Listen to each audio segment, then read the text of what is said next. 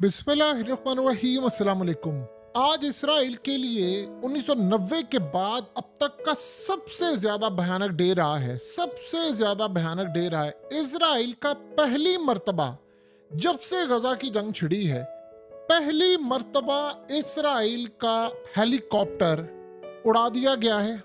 और ये इतनी बुरी तरह उड़ाया गया है कि आप देख सकते हैं, ये यंशुफ हेलीकॉप्टर असल में UH-60 ब्लैक हॉक है और ये तकरीबन 1990 से इसराइल की एयरफोर्स इस्तेमाल कर रही है।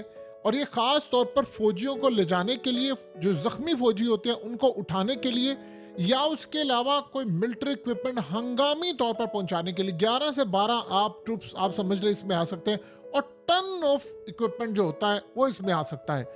अब इस सूरत हाल के अंदर ये इतना बड़ा झटका लगा है कि इजराइल ने ऐलान किया है कि जी हमारे 2 के करीब फौजी मारे गए हैं और 8-10 शदीद जख्मी हुए हैं, और एमरजेंसी के अंदर अस्पताल में एमरजेंसी है और वहां पर हम इसको लेकर गए हैं। ये हेलीकॉप्टर आया था और जख्मी फौजियों को, जिनको हमास ने मारा है, उनको उठाकर ले जा रहा था किसी और जगह, और इसको ही क्रैश कर दिया गया।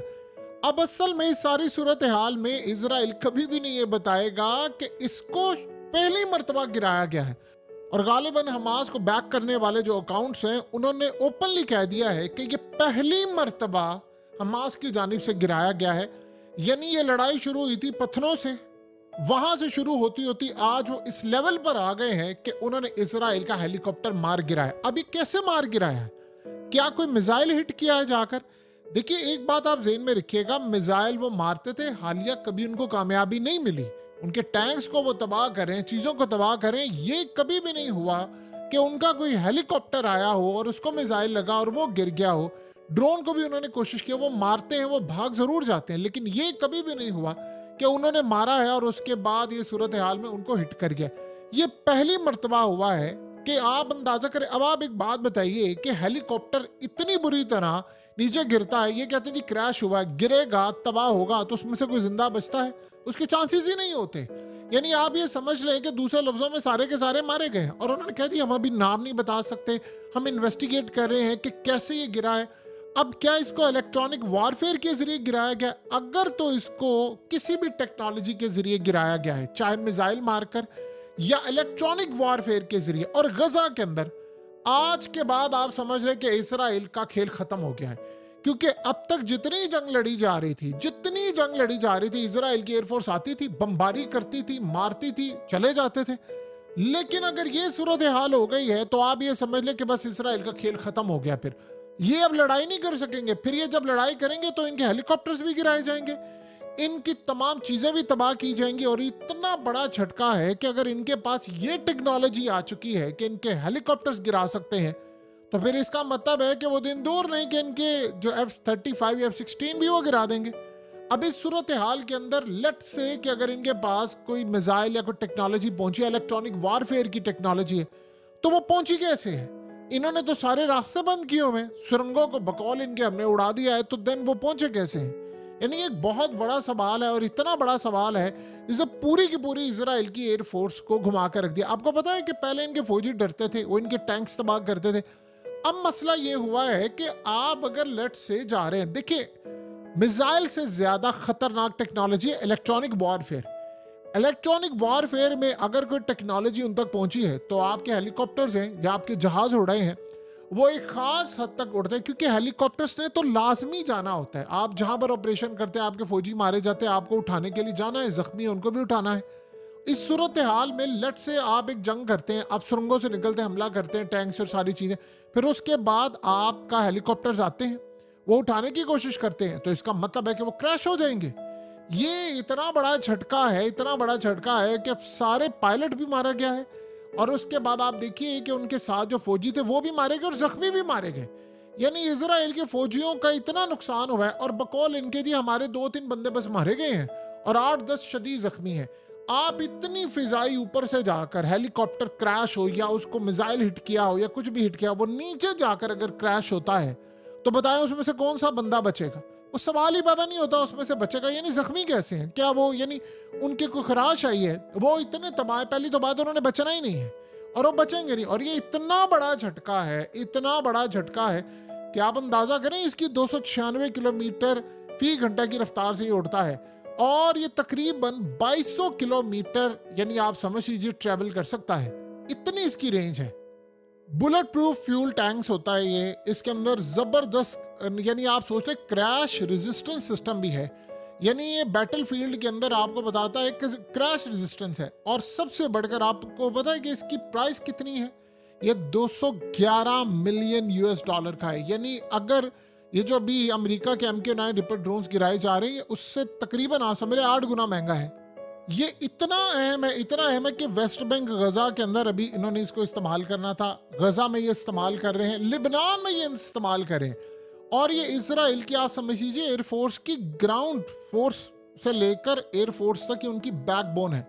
अब ये असल में देखिए इन्होंने कभी जिंदगी के अंदर एडमिट नहीं करा। अमेरिका के अफगानिस्तान के अंदर फौजी मारे जाते थे, अमेरिका की एयरफोर्स के कितने उनके तैयारी क्रैश हुए, कितने उनके इस तरह के ब्लैक हॉक तबाह हुए, कितने उनके सब कुछ गए। कभी उन्होंने एडमिट, हमेशा एक ही बात, वो जी लैंडिंग फॉल्ट था, वो जी फलाना था, ये था वो था, और हमेशा की तरह बाद में अफगान तालिबान आते थे, वीडियो जारी कर देते, देखो हमने मारा है। इवन क्या आप अंदाजा कर लें ये सूरत हाल इतनी खतरनाक है कि हमला कर सकता है।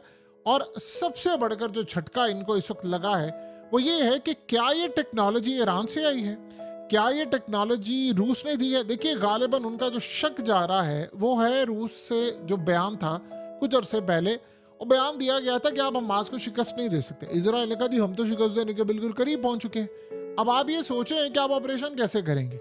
अब मिसाल के तौर पर अगर ये एक्यूरेटली इस्तेमाल हुआ इलेक्ट्रॉनिक वारफेयर किसी, क्यों क्या होता है कि उन्होंने उनका जो सिस्टम होता है उसको टर्न ऑफ कर देते हैं और उसके बाद वो फ्री फॉल होकर गिर पड़ता है। ये टेक्नोलॉजी आपको याद है कि कितने साल पहले ईरान के पास जब उन्होंने अमेरिका का ड्रोन ही उतार लिया था।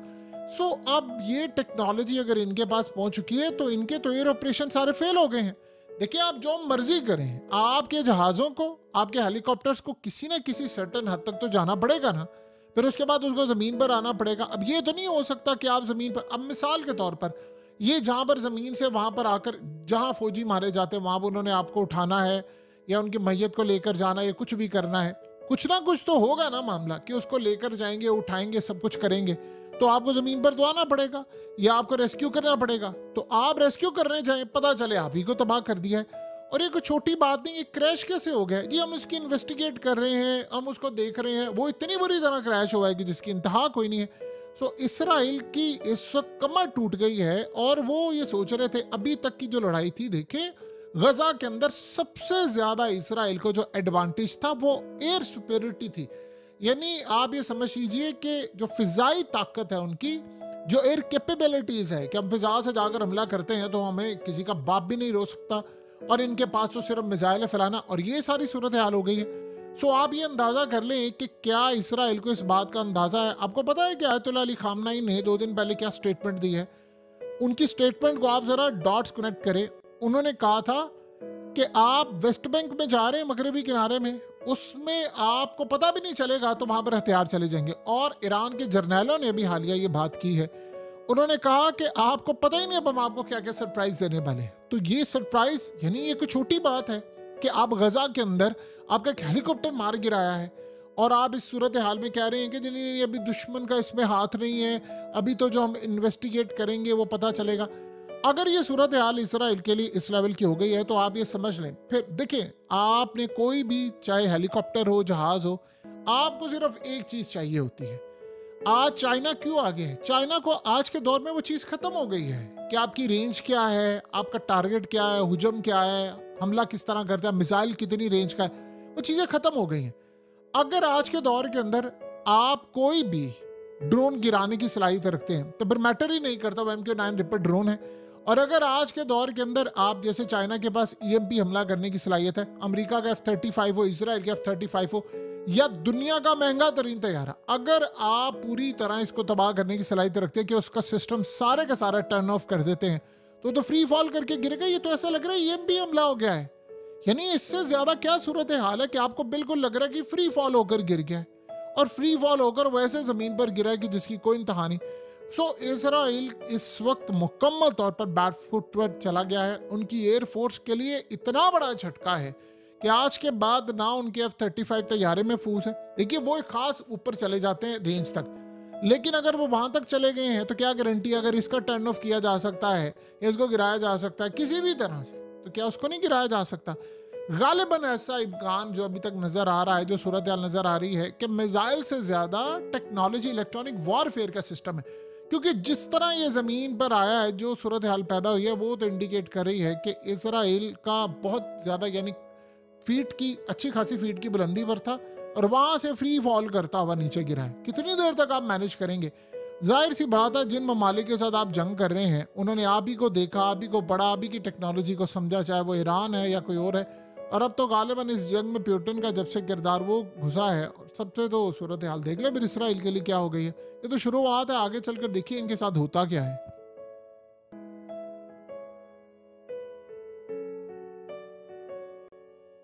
हकीकत टीवी को सब्सक्राइब करना मत भूलें, वीडियो को लाइक करें, शेयर करें और कमेंट सेक्शन में अपनी राय का इजहार जरूर करें।